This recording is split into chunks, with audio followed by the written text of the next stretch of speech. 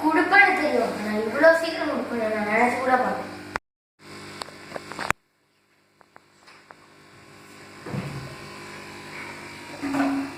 எத்தனை பேருக்கு நான் ஏமாத்திருப்போம்.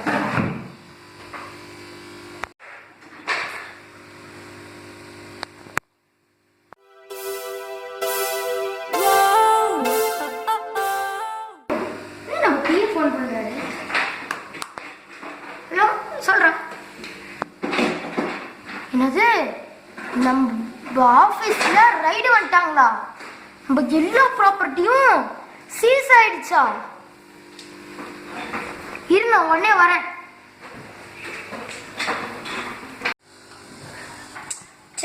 மோடி 500 நோட்டு ஒழிச்சதுல இருந்தே நம்ம எல்லா கருப்போனும் வெளியே வருதுடா. இதால நம்ம நடு தெருவுக்கு வந்துருவோம்டா.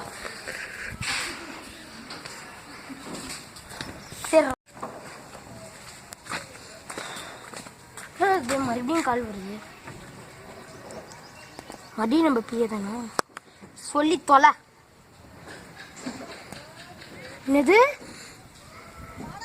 எல்லாரும் கேஸ் கொடுத்துட்டாங்களா? நம்ம ஏமாத்தி வாங்கின எல்லாரும் கேஸ் கொடுத்துட்டாங்களா?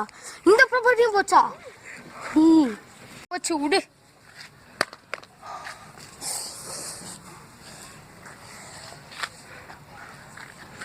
போச்சா எல்லாம் போச்சா?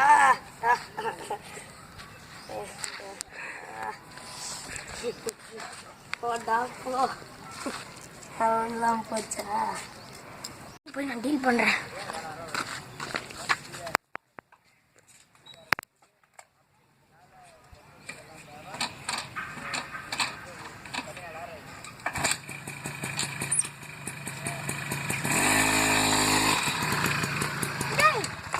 வண்டியில் சாவி இருந்ததுன்னா பிச்சைக்காரங்க இதை பார்ப்பான்.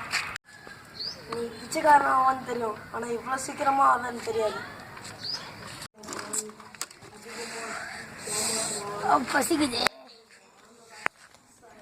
இந்த வீடு போச்சு, இந்த ப்ராப்பர்ட்டி போச்சு, அந்த ஓட்ட வண்டி கூட போச்சு.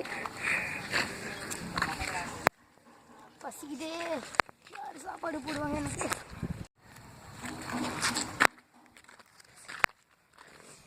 காசோடு போடுவாங்க.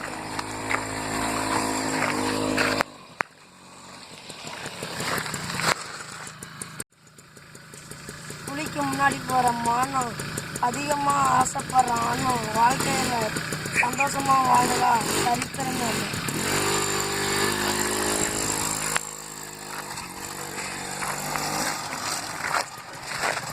எனக்கு இப்போ யார் சோறு போடுவேன்னு தெரியல.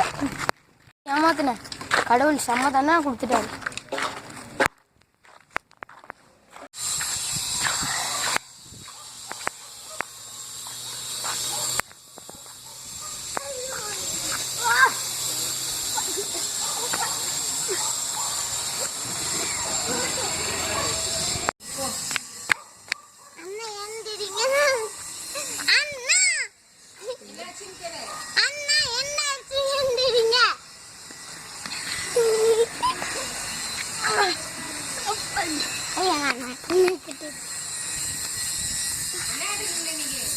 ஏதாவது ஒரு விளக்கமாறு இருந்தா கொடுங்க.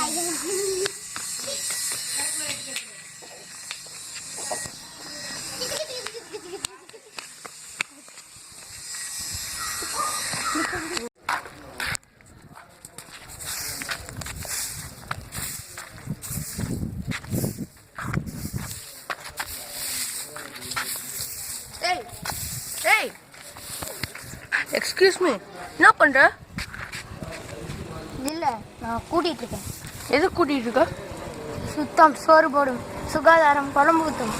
அடாச்சி, இந்த மாதிரி ஊருக்குள்ள 10 பேர் இருந்தால் போதும், ஊர் வழங்கிடும்.